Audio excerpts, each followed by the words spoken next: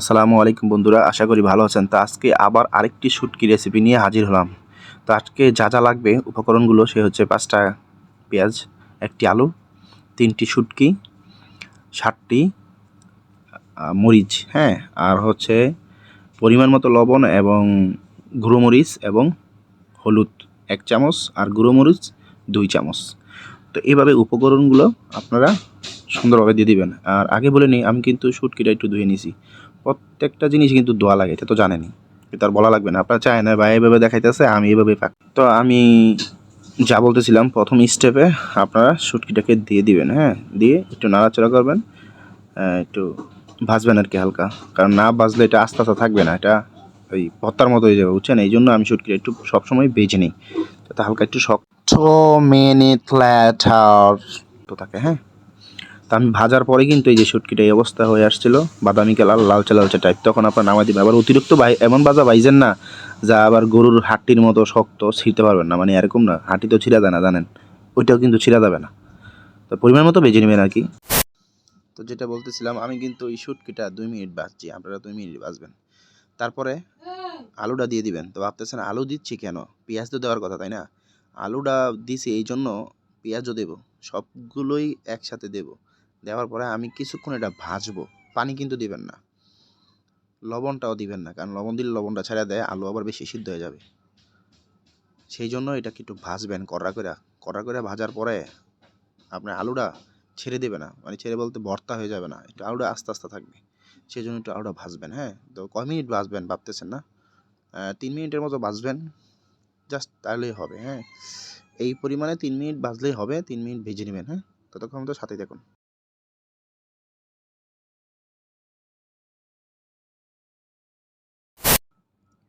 তো আমরা আলুটা 3 মিনিট ভাজার পরে আমরা আবার চলে আসছি আমাদের রাইস কুকারের নিকট। তো যে ভাজার পরে এই অবস্থা। তো তারপরে আপনার লবণ, হলুদ, তারপর হচ্ছে শুটকি, তারপর হচ্ছে আপনার মরিচের গুঁড়ো, হ্যাঁ। এই গুঁড়োগুলো, উপাদানগুলো দিয়ে দিবেন, হ্যাঁ। দিয়ে দেওয়ার পরে হালকা পরিমাণ একটু পানি দিবেন। এটা নাড়াচাড়া করবেন তো অবশ্যই। হালকা একটু পানি দিবেন। আমি পানি দিচ্ছি, দেখাচ্ছি আপনাদেরকে, হালকা, বেশি না কিন্তু। এটা দিবেন কেন? কষানোর জন্য, জাস্ট শুধু কষানোর জন্য যতটুকু পানি লাগে পরিমাণ মতো অতটুকু পানি দিবেন, তার বেশি দেওয়ার দরকার নাই, নয়তো ওই কুকারের সাথে কি বা চুলার কড়াইয়ের সাথে লেগে যাবে। সেই জন্য একটু দিবেন, একটু কষাবেন, তো গন্ধ টন্ধ আসতে পারে। তা আপনারা কষাই নেবেন। তো কতক্ষণ কষাবেন, তাই না? আপনারা কষাবেন 5 মিনিটের মতো, তাহলেই হবে। ঠিক আছে, সাথেই থাকুন, দেখতে থাকুন।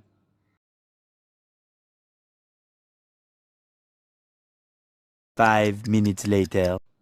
তো আমি 5 মিনিট পর আবার ফিরে আসলাম। তো আমি কিন্তু 5 মিনিট এই তরকারিটারে কষাইছি, কোনো পানি দেই নাই, হালকা একটু পানি দিছি। তারপরে এভাবেই এটা এই শুটকি বোনাটা পাক করবেন। আর আমি দেখছি যে আলুটা কি অবস্থা, পুরোপুরি শক্ত আছে, সিদ্ধ হয়েছে বাট শক্ত আছে ভাজার কারণে।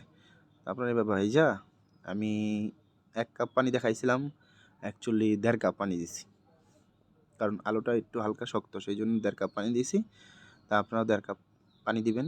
আমি কিন্তু দেখাচ্ছি আপনাদেরকে, এই যে 1 কাপ দিলাম, তারপর আবার আধা কাপ এই যে এখন দেব, এই যে দিচ্ছি, হ্যাঁ। ঠিক 1.5 কাপ পানি দিবেন। দেওয়ার পর একটু নাড়াচাড়া করবেন, করার পরে ঢাকনাটা দিয়ে দিবেন। তো ভালো থাকবেন, আল্লাহ হাফেজ, সাথেই থাকুন।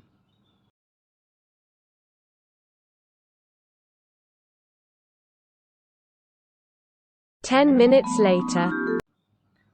তো আমি কিন্তু 10 মিনিট ধরে এটাকে এভাবে বন্ধ রাখছি, হ্যাঁ, জাল দিয়েছি। 10 মিনিট পরে যখন আসলাম, আমি ভাবলাম আমার তরকারিটা প্রায় হয়ে গেছে। তো মাঝখান দিয়ে আমি আর কোনো ঢাকনা খুলি নাই, এই জন্য বললাম যে আপনি ভাবতে পারেন লাড়াচাড়া দেওয়া লাগে কিনা, না, নাড়াচাড়া কোনো কিছু দেওয়া লাগে না। তারপর আমি পরিবেশন করছি, কুকার থেকে ঢেলে আমি একটা পাত্রতে ঢেলে নিয়েছি। এই দেখতে পাচ্ছেন কি সুন্দর একটা কালার আসছে, খাইতে মন চাইতেছে না ভাই? হ্যাঁ, যদি খাইতে মন চায় অবশ্যই এভাবে এই প্রসেসে পাক করেন। এটা জোস একটা খাবার ভাই, খুব ভালো লাগে, পেটটা ভইরা শান্তিতে ভাত খাওয়া যায় ভাই। যাদের অনেক দিন যাবৎ ভাত খাইতে পারেন না, ভাত খাইতে অরুচি, তারা এই তরকারিটা, এই রেসিপিটা পাক করে খাবেন, দেখবেন সেই লেভেলের, এক বস্তা চাল একদিনে খেয়ে লাইছেন, বুঝছেন? তো ভালো থাকবেন, আর চ্যানেলটাকে অবশ্যই সাবস্ক্রাইব করে পাশে থাকা বেল আইকনটি বাজিয়ে দিন, পাশে থাকবেন। আল্লাহ হাফেজ, আসসালামু আলাইকুম রহমতুল্লাহি ওয়া বারাকাতুহু।